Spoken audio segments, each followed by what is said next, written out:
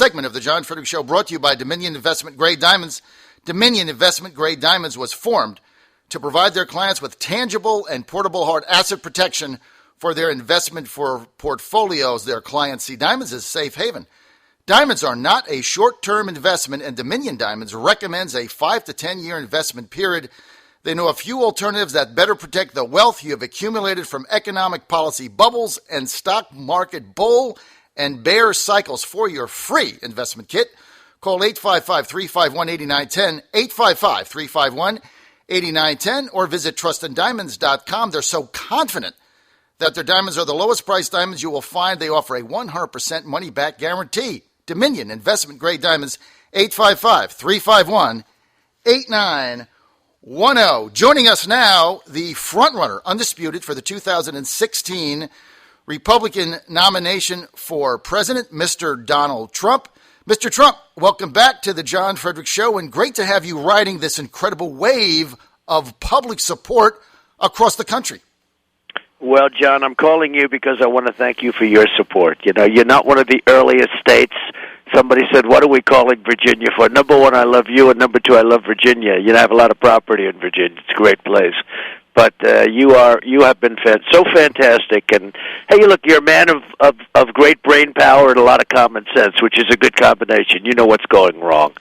And you see it every day. You just pick up you look at the Iran deal, and you know, just a little thing like, why didn't we get back the prisoners? Why didn't we take them back? Why didn't we ask? And he said, oh, that would complicate the negotiations. I mean, are we dealing with third-grade people here? It would complicate the negotiations. I mean, it's just, the answer, I don't know if you watched his answer on that yesterday. I thought it was a classic in incompetence. I don't even think he knows what he said. So we have the prisoners over there, and that's a small part of it. But, you know, you want to get these 4 people out. They're in a vicious prison. They shouldn't be there. One's there because he's religious, because he's a Christian. But they shouldn't be there. And it's just a disaster. It's a horrible deal. It's incredible, actually, how bad. Mr. Trump, what would you have done differently here? Well, I would have sanctioned them up the wazoo. I would have doubled up and maybe tripled up the sanctions, and I would have had them calling, and I would have said, we're not even dealing until the prisoners are released. Get those prisoners over here. They would have called within a short period of time, and they would have said, all right, how do we make a deal? They were hurting from years of sanctions. They couldn't have taken much more. If we would have doubled them up, it would have been just a matter of time before it would have happened. I'd rather not go in militarily, but you can't get them the bomb. But they're going to have the bomb now. Not only that, you're going to start a proliferation all over the Middle East with people, getting nuclear. This is actually having an opposite effect. There's now people that we don't really control, that we don't have to sign deals with. We did have a certain control over Iran, believe it or not. It was an economic control. Now we've lost that. So we have people that did not read The Art of the Deal, John, that I can tell you. They are just incompetent people. It's hard to believe. What about the fact that we have 4 American prisoners hostages there? I mean, it would seem to me that the first thing that you would do is say, look, we're going to get these people home, and then we'll have a meeting. Right. We had 3 at the beginning of the negotiation. This is the negotiation that never ended. It's still not over. But this is the negotiation. Somebody said, how long should this have taken? I said, about a day. This is about a 1-day negotiation. Give it a week if you're not doing well. This is the negotiation that, when something lasts that long, there's something wrong. And we gave up on all the places. Did you see in the last week? We gave everything. Yep. We gave them everything they wanted in the last week. I don't understand it. I wonder if Obama watches television. Because if you watch the shows, they were all saying what a bad deal it was. I mean, even the liberal shows, even the MS was saying largely what a bad deal it was. And I just wondered, is he tuned in? Because he just went along with this deal and just kept pushing it and pushing it. And it's a horrible deal. But you're right about the prisoners, because that's like, something that's so easy if you had the right messenger. Listen, before we start, we want our 4 prisoners back. It used to be 3, now it's 4. So you start with the 3, now they add another one, right? But before you start, this should have been the first thing mentioned, just because, and you say, hey, they don't do you any good, but it would be a great symbol of good faith. It's a positive thing for our deal. You'll be able to make a better deal if you give us the prisoners, because they would. There'd be less political stuff here. In the meantime, they're dancing in the streets of Iran. They're dancing in the streets, and our people are all going around saying, what a terrible deal. It's incredible. Look, your message has clearly caught Mr. Trump lightning in a bottle. I've not seen this. I've been covering this a long time. I haven't seen this since Reagan in the spring of 1976. A new USA Today poll came out. Suffolk poll the other day has you leading the pack with 17%. Is this just name ID or is it a movement? No, I don't think it's name ID. Actually, the name ID, a lot of people don't like me because they think I fire people, because of the great success on The Apprentice. But they know I'm capable. I don't know if you saw yesterday, Hillary Clinton put out a thing that she's very upset with my tone. Tone, the word tone, T-O-N-E. And I said to the reporters, they all asked me, she said she's upset with your tone. I said, here we have a world where they're chopping off people's heads, where they're burying people in water in cages, where in our country we have a border that's so criminal. It turned out to be 100% right on that. Do you notice I was right on that, John? I took a lot of abuse. Yes. Rush Limbaugh said that, I will say this, he said I've never seen a politician that took that kind of abuse that wouldn't have dropped to his knees and begged for apology. Absolutely. And Trump doubled down, okay? He said, I've never seen anything like that. You saw that too. Yes. And you said that. But I was totally right on that. The press reported wrong. I said, Mexicans, I say, when Mexico brings, they would leave all those words out. They'd cut in the middle of a sentence, and they had people coming across the border that show the people, but they didn't say what I said. Anyway, I turned out to be right on that. Then, of course, you had the killing of Kate. Then you had the escape of the guy, which, give me a break. That's all, that was done by the government. They should have let him walk out the front door. It would have been a lot easier, a lot cheaper. Mm-hmm. Can you imagine building a tunnel like that under a prison, and all these guards are standing there, and they don't hear the ground shaking? I know a lot about tunnels. The ground shakes, and it's noisy. The whole thing is so ridiculous. But Mexico is a very corrupt government, and extremely corrupt, and always has been. And I know that because I'm a world businessman. I deal all over the world.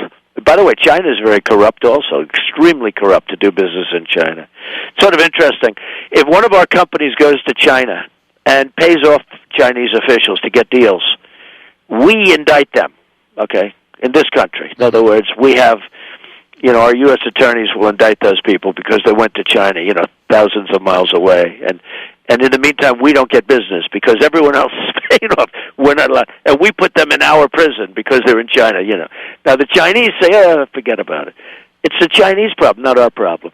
Just so many different things. We put so many obstacles up, John. Does that make sense to you, what I just said, in other words? It makes all the sense in the world, Mr. Trump, and that's why what I've been saying is this isn't about you, the candidate. This is about a movement. Let me just share what's happened in my own family, if I may.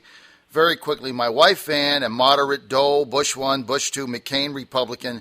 The day that Macy's dropped your tie line, she tore up her Macy's card, said she'd never shop there again ever. Now, my mom, who is the daughter of Italian immigrants who came through Ellis Island, she's a lifelong Republican, except she does vote for Senator Mark Warner. Now, she lives on a fixed income. And I can't tell you her age, but the first vote that she cast was for Wendell Willkie, right? So you catch my drift.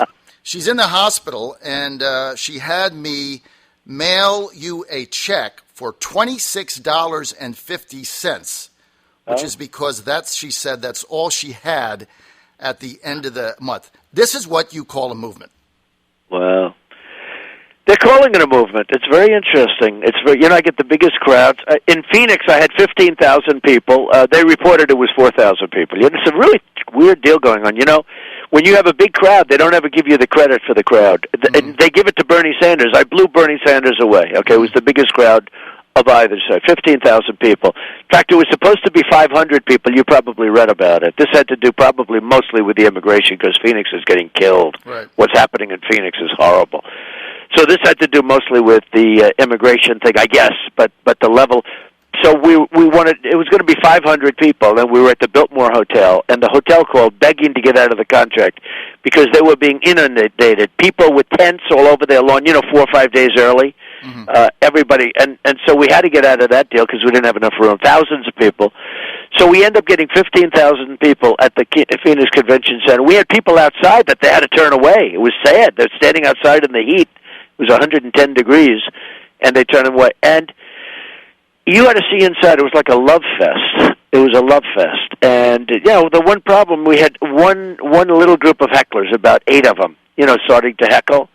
And they got a lot of publicity, There were one little group, just out of thousands of people, there was one little group of hecklers. They raised a sign and they started screaming for about 10 seconds. And that got a lot of publicity. It's just, you sort of say, how does that happen? But we understand how it happens. So you're fighting the press, which is interesting. You're fighting, I've always done very well with the financial media. Maybe it's more cut and dry. But right. But the media, the press or the media in politics, much of it is very dishonest. Much of it is very dishonest. I mean, I've had some stories in the Washington Post that are so dishonest. It's incredible. I mean, beyond anything you can imagine.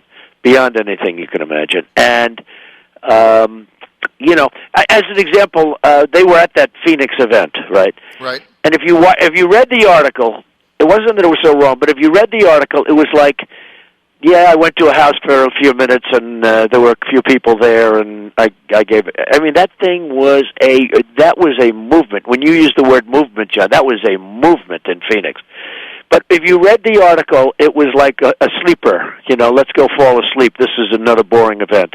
This was like going to somebody's house where they had 50 people. You understand? Well, look, you're a threat. So unbelievably untrue. So one of those things. Now, some critics, Mr. Trump, say you're just in this for the publicity. How do you respond to that? Well, I'm paying a hell of a lot of money for publicity if that's the case, because I lost a lot of contracts because of. And look, that's not a big deal. Fortunately, you saw my worth yesterday. I guess right. My filings. I hope. It's just something that is. It would be much easier for me to go and get publicity. I lost Macy's, which are cowards. I hope your listeners never shop at Macy's again. I hope they cut up the card and send them to Terry Lundgren. Terry Lundgren. He's the boss of Macy's, who has no guts. And as soon as he heard a little controversy, he immediately said, Donald. It's sort of funny, because I was going up to make a speech in New Hampshire, a tremendous audience, and, big live speech, and important speech, and great people, and they're introducing me, and the guy's on the stage, he goes, and the American, I'm backstage, and the American dream, and he this, and he that, and I get a call from Terry Lundgren, and he tells me, Donald, what are we going to do? We have some protesters. I said, don't worry, they'll be gone in 15 minutes. They want to go out and get dinner. Don't worry about it, Terry. He said, no, what do we do? He was so frightened, and I said, that's the problem. He was totally frightened. And I hope everybody cuts up their card. Thousands of credit cards, Macy's credit cards, have been cut up. I love it. But thousands of those cards have been cut up. And they're gutless. And he's gutless. So, that's the problem we have in this country. You look at what's happening. You look at the people that are coming in. The government of Mexico, I said when Mexico sends, right? But they didn't report that. It's always tough when you're making a speech, and you make a speech and they give you a half sentence. One of the things I say, John, which is sort of interesting, I say, my wife comes home, she said, oh, that was terrible what you said, because it was on television, right? And I say, the American dream is dead, but I'm going to make it bigger and stronger and better than ever before, which is nice. Okay, it's fine. It's true, by the way. Yes. But the American dream is dead, and I'm going to make it bigger and better. Okay? So I go home. I said, what's wrong? She said, oh, that was terrible what you did on television. I said, what did I do? And they have, the American dream is dead, and then they cut. I said, oh, man, that's too tough. So, these guys are brutal, I'm telling you. So they have the American dream. You don't want to say the American dream is dead without the rest of it. You understand? Exactly. Hey, John, that doesn't give much hope when you say the American dream is dead and there's no end. Not a lot of hope there. Now, you filed your financial disclosures yesterday, Mr. Trump, with the FEC citing about $10 billion of net worth, but here's my question. How is that going to play with America's suffering middle class, and how are you going to be able to relate? Okay, so here's my thing. I didn't mind filing it. Everyone said, oh, I'd never file. Well, most of them thought I was much poorer than a lot of people didn't know that I had that kind of money. I built a great company. And that's basically my theme. I built a great company. If I had 10 cents, or if I wasn't successful, or if I put in a bad statement saying I was underwater, I have very little debt. I have phenomenal assets in Virginia. You know, as an example, yesterday I was in Charlottesville. We opened, you know, that piece, which is phenomenal. And then in Sterling or Potomac Falls, I have on the Potomac River. I mean, I love Virginia. I've been to Virginia for a long time. My father and I had some stuff in Virginia a long time ago, and it's just a great place. And if the concept is, John, that I made a tremendous amount of money. I beat China in deals. I own, a big chunk of the Bank of America building, 1290 Avenue of the Americas, one of the biggest office buildings in New York and biggest floor plates. And I got them from Chinese. I didn't get them. I beat the Chinese. I beat them badly. You mention my name to them, they go hide under a table. And what happens is, I'm saying that I think that's what the American people want now. We're tired of incompetent leadership. We're tired of leadership that doesn't know anything about the deal. The deal is killing us because we don't make good deals. Our trade deals are a disaster. By the way, our trade deals with Mexico are so bad. I actually think that Mexico is more concerned with what I say about the trade deals than what I say about the border. Really? That's why Univision came after me, because Univision's, I say, controlled by Mexico, because they do 75% of their business in Mexico. Mm-hmm. That's why Univision left. Univision was the first to fall. But it's funny, when they fell, everybody, and I'm suing Univision for $500 million, and I have a good lawsuit, so, they had an unbreakable contract, and they broke it with a press release. Stupid people. And now they're going with an IPO, and they're a totally over-leveraged company. They're totally over-leveraged. It's a disaster. So they're trying to do an IPO, and I'm suing them for $500. They should have waited, gotten their IPO done, and then, we could have started the stuff. But they didn't do that. So, so this is what I'm dealing against. But I think it's time for the American people to have somebody that can make them rich again. Because, if we're not going to be rich again, you're going to lose your Social Security. You're going to lose all the things. All these other clowns that are, they can't, Bush can't make deals with China. You think Bush is going to make a deal with China? Do you think Bush is going to make a deal with Japan, who's ripping us off left and right? They're not going to make deals with Japan. I mean, they can't. They don't have the ability. And even if they did, the $100 million that he raised, every one of those guys wants something, and some of them are going to want help in Japan, and so they can't make deals. With me, I don't want any money. Let's go to some of the statements you made earlier. You have been very critical of Obamacare, but in the past, you were warm to the potential of universal health care coverage in the United States. How do you reconcile that? Yeah. Well, very easily. I want people taken care of in the country, okay? You can call it anything you want, but I want people, including people that don't have anything, John. We got to do that. I'm a very conservative guy. I'm Republican. Number one, the people that can do it, we're going to get them plans that are so good, and we're going to break the borders. We're going to go the private plans. A lot of people had plans they loved before Obamacare came along. You probably did. Right. I have friends that had really good plans. Now they have horrible plans, and they're paying 5 times more for them. We're going to get great plans. We're not going to have huge costs. The biggest thing the government has to do is make sure these companies are very, very solvent, that they're very strong. Because what you don't want is having a company collapse, right? So that's the only function of the government. Then on top of that, the people that can't afford to do that, we have to help them out at the lower level. We have to help them out. And I would make deals with hospitals, and I'd make deals with people where they can get some care. I mean, you can't have a guy that has no money, that's sick, and he can't go see a doctor, he can't go see a hospital. I just don't think you can have that. I mean, because I'm actually a conservative with a heart. And if I lose votes for that, I don't really care. Because you have to take care of poor people. You have to think of yourself. You're really sick and you're not allowed to see a doctor. I mean, it's almost like that's you being in hell. So we have to take care of people that are poor. And, that we have to do it, and we can make a plan. We can work a deal. I can work a deal with hospitals that'll be great for everybody, and they'll be able to go there, and you're not going to want to do that. It won't be pretty. It won't be as nice as the other, but at least they're being taken care of. And under Obamacare, they're actually not being taken care of very well either. But Obamacare is a disaster. It's going to cost a fortune, and it really kicks in 2016. And it has to be repealed and replaced, and we can do a great job with that. I have no doubt. I'm very expert on that stuff. I have thousands of people working for me, and I have great plans. And they got lucky, but I have good people, so I guess I got lucky too. Mr. Trump, we're out of time. We want to thank you for being with us here today on the John Fredericks Show. I'm the only media person this side of the Milky Way that is predicting you're going to be the nominee in 2016. 16. More information, go to DonaldJTrump.com, DonaldJTrump.com.